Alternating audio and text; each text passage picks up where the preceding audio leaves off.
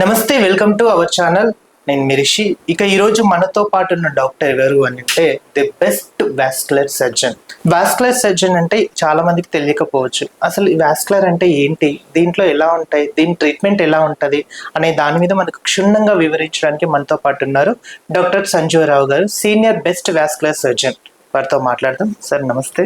నమస్తే. ఎలా ఉన్నారు సార్? ఫైన్ అండి. ఓకే సార్, చిరంజీవి హాస్పిటల్లో సంజీవ్ గారిచే అత్యధికంగా సేవలు అందిస్తున్నారు మీరు. అండ్ నెక్స్ట్ ఏ పేషెంట్ అడిగినా కూడా వాస్కులర్ కి సంబంధించిన ప్రాబ్లం ఏదైనా ఉంది అని అంటే సంజీవ్ గారి దగ్గరికి వెళ్తే అది కంప్లీట్ గా క్లియర్ అయిపోతుంది అని చెప్పేసి కూడా ఒక వార్త వినిపిస్తున్న తరుణం మనం చూస్తున్నాం. అసలు ఏంటి సార్, వాట్ ఈస్ వాస్కులర్ అంటే ఏంటి? లిటరల్లీ చాలా మందికి తెలియదు. కొంచెం దీని గురించి ఎక్స్ప్లెయిన్ చేస్తారా? ఫస్ట్ చాలా థ్యాంక్ యూ అండి. మీరు నా గురించి ఇంత గొప్పగా మాట్లాడితే ఆనందమే కాకుండా నా మీద ఇంకా బాధ్యత పెరిగిందని అనుకుంటున్నాను.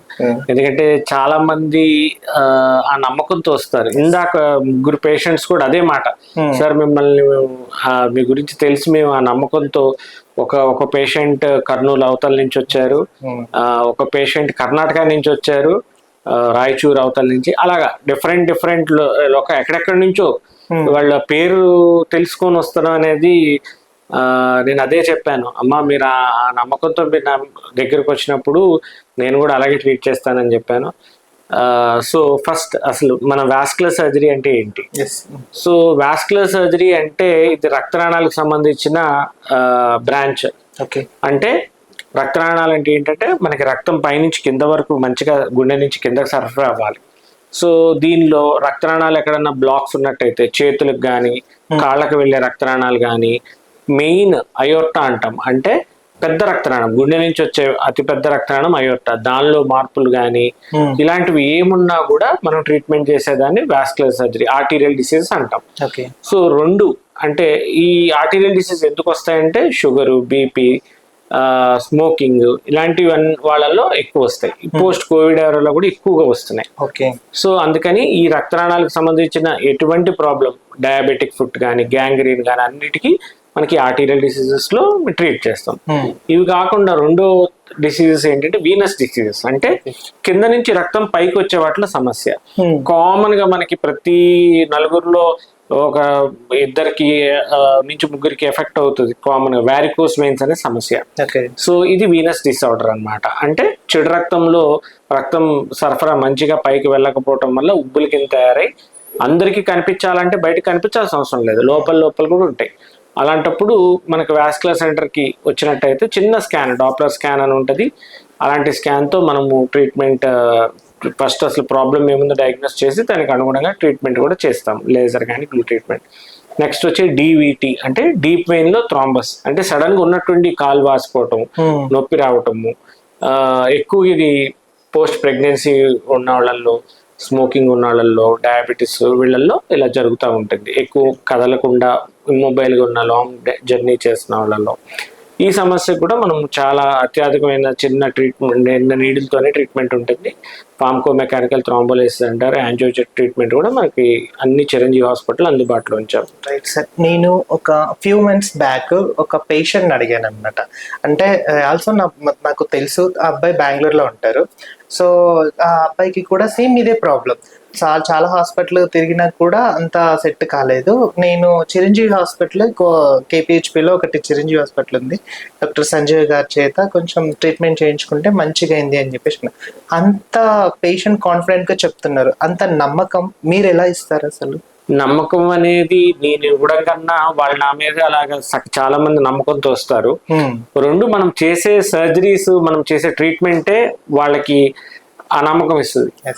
సో ఎవరైనా, నేను ఒకటే మాట చెప్తాను, ఎవరైనా సార్ నొప్పి ఉండదా లేకపోతే ఏంటి సార్ ఎలా ఉంటుంది అని అంటే, పైన ఒక పేషెంట్ ఉన్నారమ్మా మీరే వెళ్ళి మాట్లాడుకోవచ్చు అని చెప్తాను. అంత ఓపెన్ గా ఏ డాక్టర్ చెప్పరు అలాగా. సో నాతో ఏంటంటే వాళ్ళకి ఆ పేషెంట్ నా మీద పెట్టుకున్న నమ్మకానికి వాళ్ళకి 100% మనం ఆ ట్రీట్మెంట్ వాళ్ళకి అందజేసినట్టయితే ఓపెన్ గా చెప్తాం, దీనివల్ల ఈ సమస్యలు రావచ్చమ్మా, ఇవి ఉండొచ్చు, ఇప్పటి వరకు నా చేతుల్లో ఇప్పటి వరకు అవ్వలేదు, బట్ అయ్యే ఛాన్సెస్ అయితే ఉన్నాయి, కానీ నేను 100 కాదు 200% నేను ప్రయత్నం చేస్తాను మంచిగా అవడానికి అని నేను ఓపెన్గా చెప్తాను పేషెంట్కి. వాళ్ళకి ఫస్ట్ ఏంటంటే వాళ్ళకి ఒక నాలెడ్జ్ ఇస్తే వాళ్ళకి సగం డౌట్స్ తీరిపోతాయి. ఓకే. సో దానివల్ల సగం నమ్మకం వస్తుంది వాళ్ళకి, క్లారిటీగా మనం ఏం ట్రీట్మెంట్ చేస్తున్నాము, ఎందుకు చేస్తున్నాము, పేషెంట్కి అర్థమయ్యే వాళ్ళ భాషలోకి వెళ్ళి చెప్పాలి. అందుకని నేను హై ఎండ్ మెడికల్ టెర్మినాలజీ వాడితే వాళ్ళకి ఏం అర్థం కాదు. ఇది ఇలా చేస్తామమ్మా, చిన్న సూత్తోనే చేస్తాము, పెద్దగా ఏముండదు, ఇలాగ వాళ్ళకి ట్రీట్మెంట్ ఎలా చేస్తాం, లోపలికి ఇలా పంపిస్తాము, ఇవి చేస్తాము అనేది చెప్తే వాళ్ళకి అవగాహన రావడం వల్ల సగం ధైర్యం వస్తుంది.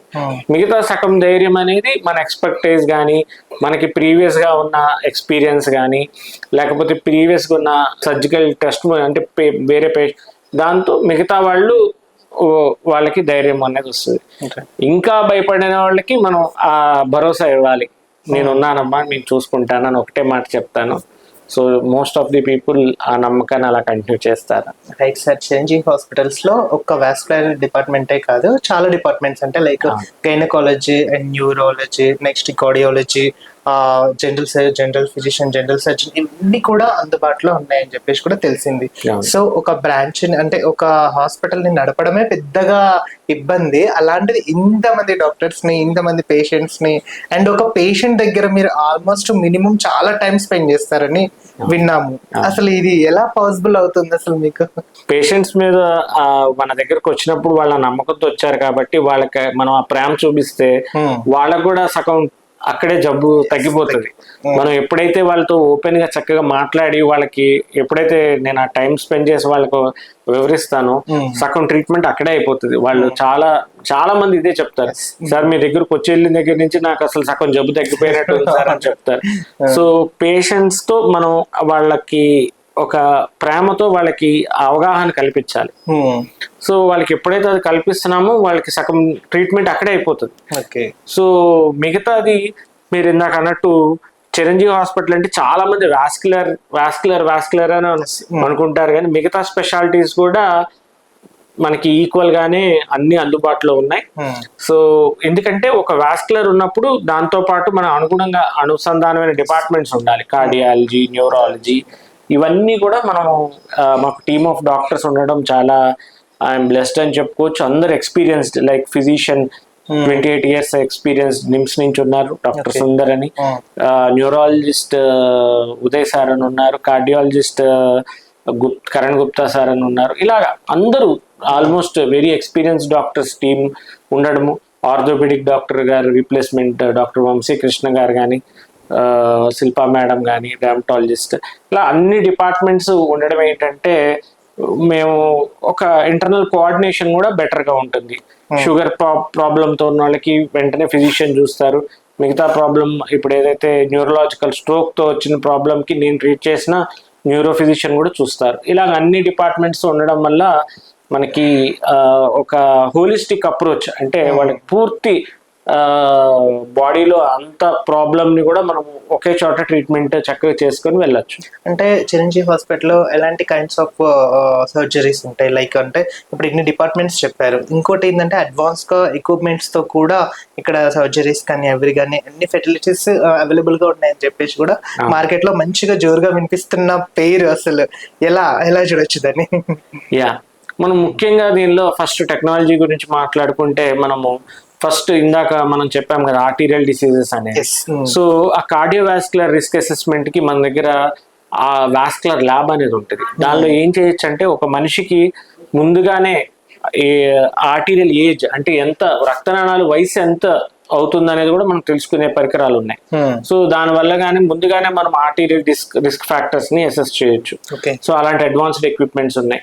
డాప్లర్ స్కాన్స్ అనేది అందుబాటులో ఉన్నాయి. ఇవన్నీ రక్తనాళాలకు సంబంధించి. మిగతావి హైబ్రిడ్ క్యాత్ ల్యాబ్స్ అనేవి ఉన్నాయి. నార్మల్ గా క్యాత్ ల్యాబ్స్ ఎక్కడ ఉంటాయి, థియేటర్స్ ఉంటాయి. ఇవి రెండు హైబ్రిడ్ క్యాత్ ల్యాబ్ సిస్టమ్స్ అనేవి చాలా తక్కువగా ఉంటాయి. సో ప్రప్రదంగా మనం ఏపీ తెలంగాణ స్టేట్ లో 2 డ్యూయల్ హైబ్రిడ్ క్యాత్ ల్యాబ్స్ అనేది ఫస్ట్ చిరంజీవి హాస్పిటల్లోనే మనం అందుబాటులో ఉంచాం. ఎందుకంటే ఇది ఊరికే టెక్నాలజీ అందుబాటులో ఉంచితే కాదు, దానిలో ట్రైనింగ్ కూడా కావాలి. సో నేను హైబ్రిడ్ టెక్నిక్స్ చేస్తాను కాబట్టి, దాన్ని వాడతాను కాబట్టి నేను ఆ టెక్నాలజీని మన అందరికీ అందుబాటులో ఉంచాలి. ఓన్లీ నేను ఎక్కడైతే ఫెలోషిప్ చేశానో ఆస్ట్రియా అనే ఏరియాలో, అంటే యూరోప్ లో, అక్కడ వరకే అందుబాటులో ఉండేది. సో అలాంటి టెక్నాలజీ ఇక్కడ ప్రజలకు కూడా ఆ సులువైన పద్ధతితో ట్రీట్మెంట్ ఇస్తే వాళ్ళు చాలా ఈజీగా ప్రాబ్లమ్స్ నుంచి ట్రీట్ అవుతారని సదుద్దేశంతో ఎక్విప్మెంట్ కాస్ట్లీ అయినా కూడా మనం ఇక్కడ చిరంజీవి హాస్పిటల్ అందుబాటు చేయడం జరిగింది. ఎక్విప్మెంట్ ఉండడమే కాదు, దాన్ని కరెక్ట్ పద్ధతిలో వాడడం. అంటే ఒక పేషెంట్కి ఏది అవసరమో వాళ్ళకి డిసీజ్ ప్రకారం వాళ్ళకి వాడతాం. అంతేగాని ఊరికినే ఒకటే దాంట్లో యాంజియోప్లాస్టీతో చేస్తాం, లేకపోతే ఇంకొకరికి ఓన్లీ బైపాస్ చేయడం, అలా కాదు. వాళ్ళకి ఏది బెస్ట్ అనేది చూస్తాం. కొంతమందిలో కాంప్లెక్స్ వాళ్ళలో హైబ్రిడ్ టెక్నాలజీ వాడి మనము కాంప్లెక్స్ సర్జరీని కూడా సులువుగా చేసి చిన్న కోతలోనే, లేకపోతే కోత లేకుండానే ట్రీట్మెంట్ చేసి వాళ్ళకి చక్కగా 1 or 2 daysలోనే ఇంటికి వెళ్ళిపోయే, ఎంత కాంప్లెక్స్ డిసీజ్ తో వచ్చినా ఇంటికి వెళ్ళిపోయే మార్గంలో మనం ట్రీట్మెంట్ చేసాం. చిరంజీవి హాస్పిటల్లో డాక్టర్ సంజయ్ రావు సార్ చేతులుగా చాలా మంది ట్రీట్మెంట్ తీసుకున్నారు. సో సంజయ్ రావుకి గట్టిగా కనెక్ట్ అయిన కేసు ఏదైనా ఉందంటారా?